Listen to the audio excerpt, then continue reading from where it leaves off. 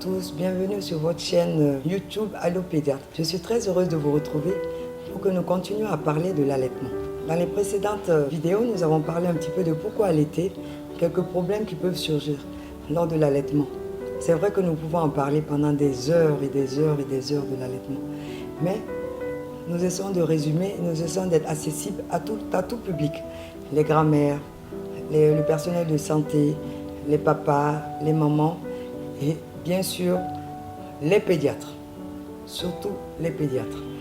Donc je disais que nous devons toujours encourager l'allaitement maternel exclusif, en tout lieu et en tout temps. Mais nous avons effectivement des contre-indications absolues à l'allaitement maternel. Alors quelles sont ces contre-indications? Chez le nouveau-né, nous avons soit une maladie rare qui survient chez le nouveau-né, mais qui est extrêmement rare, c'est la galactosémie congénitale.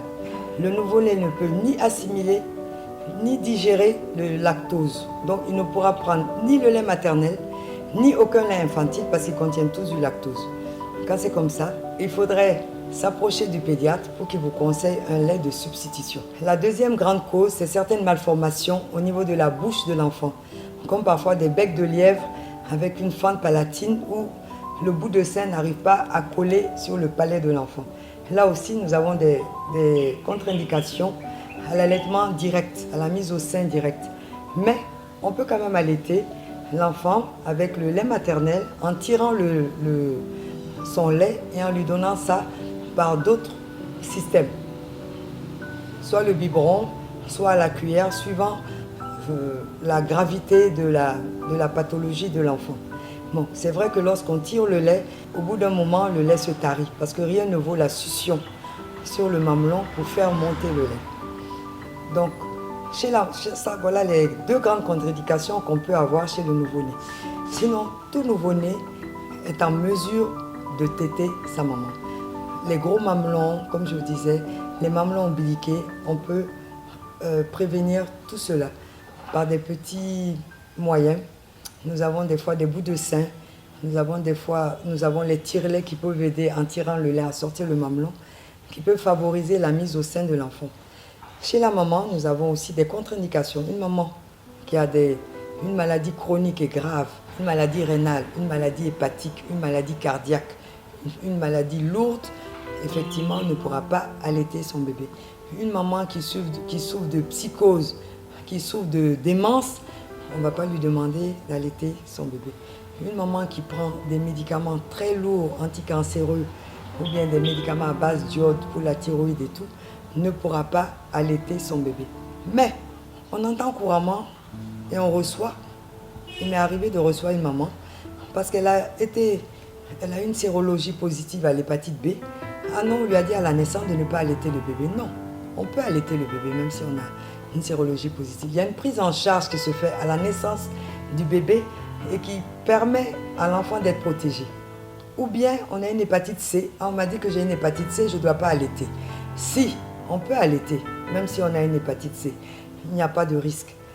Ah, une fois on m'a dit que comme mon bébé est du groupe positif et que moi je suis du groupe négatif, je ne peux pas allaiter. Ça aussi, ça s'entend. Le groupe sanguin n'a rien à voir avec l'allaitement du bébé. Que vous soyez du groupe O+, ou que vous soyez du groupe O-, que le bébé soit du groupe différent, il n'y a aucune contre-indication à l'allaitement maternel exclusif.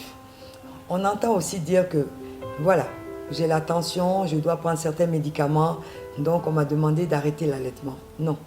Ça aussi, les médicaments passent très peu dans le lait maternel. Très peu, peut-être 1%. Donc, une maman qui est obligée de prendre des antibiotiques peut continuer à allaiter son enfant. Il y a certains médicaments, effectivement, qui peuvent nécessiter un arrêt temporaire de l'allaitement.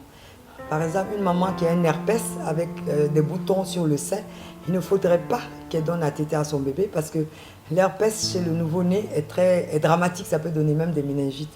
Donc, on suspend momentanément l'allaitement.